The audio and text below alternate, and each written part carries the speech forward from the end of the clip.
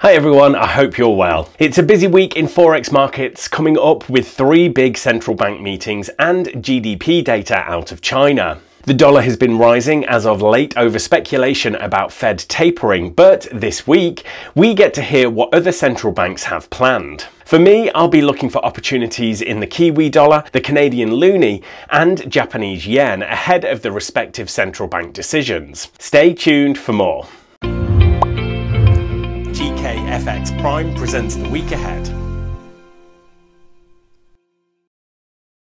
So let's make it easy and go in chronological order. First up, we've got the Reserve Bank of New Zealand. New Zealand dollar US dollar looks like it's topping out longer term. The Kiwi dollar benefited from expectations of higher commodity prices and the relatively low number of COVID-19 cases in the country. Now, falling commodities and low vaccination rates have paused the rally. But we're not in a downtrend just yet. And one reason to be more bullish on New Zealand is the RBNZ. For what it's worth, Westpac Bank now see the first New Zealand rate hike coming this November, with an official announcement on winding down asset purchases in August. If that's the case, this month will be setting the scene for tighter policy to come. Oh, and guys, can I just ask, before you enjoy the rest of the video, please click that like button. Next up, we've got the Bank of Canada. US dollar Canadian dollar hit a 2-month high last week and is starting to look like the long downtrend is coming to an end. The 1.20 level has been major support for 6 years and is still working for now. The Bank of Canada were the first to turn hawkish because of inflation and remain so. It's just that the Fed's hawkish shift leaves the Canadian dollar looking vulnerable versus the US dollar.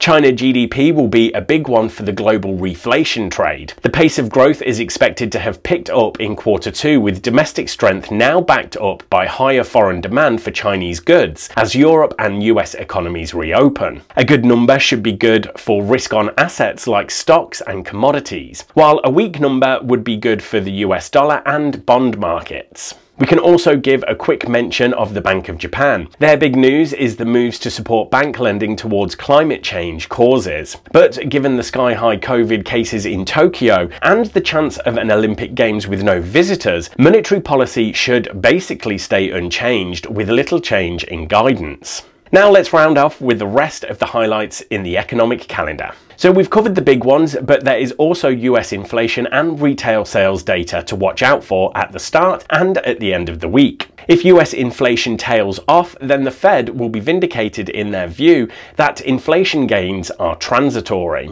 After the surprise drop in May, US retail sales are expected to bounce back in June and help to counteract the idea that US economic growth is starting to fade. With the Fed tightening in focus, we'd expect strong US data to be positive for the US dollar. Right, thanks everyone, good luck trading this week, and make sure you click on subscribe so you don't miss the next episode of The Week Ahead.